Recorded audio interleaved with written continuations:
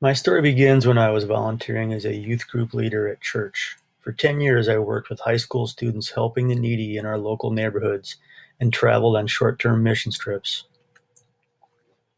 As I traveled the world to places like Malawi, Africa, where we helped with a youth camp, we also helped to build an orphanage in Guatemala and handed out sandwiches to the homeless in Chicago.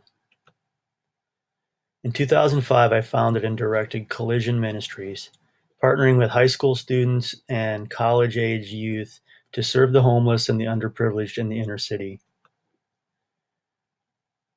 We delivered Thanksgiving meals to low-income families in South Minneapolis, volunteered at Feed My Starving Children, and worked with a ministry called Urban Homeworks where we helped to rebuild condemned crack houses for low-income families. After serving with Collision Ministries for several years, I started to struggle with some personal convictions. I felt like we were only putting a band-aid on the wound without addressing the real problem. I felt like I was doing good things, but they were only temporary fixes. We needed a more permanent solution. It was on a service project in South Minneapolis where I believe I finally discovered my calling. Collision Ministries was installing an ornamental landscape for the clothing ministry called El Bethel. They collect and distribute clothing to be handed out to low-income families. I remember it like it was yesterday. I was sitting back watching the project come together. I remember telling myself I could do this every day. I enjoyed it so much. As I watched the students put the final touches on the project, I remember thinking this landscape will be here for 100 years if it is taken care of. And that is when it hit me.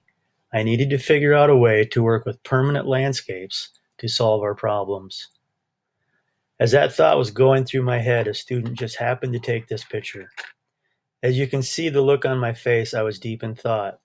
I believe God timed this picture perfectly to help me remember the moment in time that he revealed my calling to me. This was my aha moment. After 40 years of searching, I had finally found my purpose in life. I need to backtrack just a bit.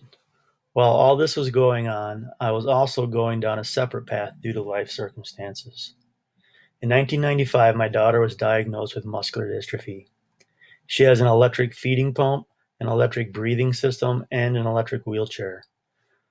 Her very life is dependent upon electricity. Without it, she would not last long.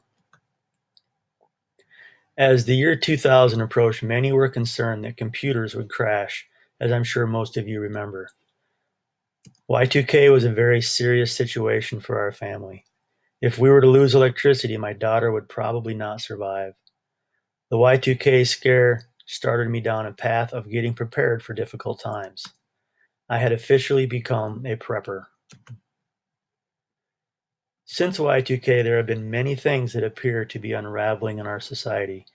Peak oil threatens to take away our way of life.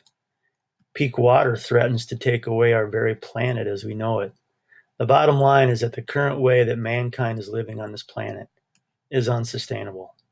Hard times are on the horizon and people are starting to wake up to that reality. These harsh realities drove me deeper into the prepper mindset. It wasn't long before I had enough beans, bullets, and band-aids to survive for 6 months.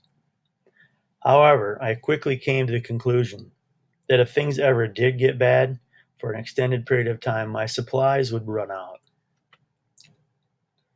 After a period of prayer and really seeking wisdom, I came to the conclusion that in order for me to be at peace in life and not be fearful about what the future may hold, I needed to start being self-sufficient. I needed to start growing my own food. I had converted from a prepper to being a homesteader. I like this definition of a homesteader. Homesteaders are people who raise chickens in our backyards. We make our own bread.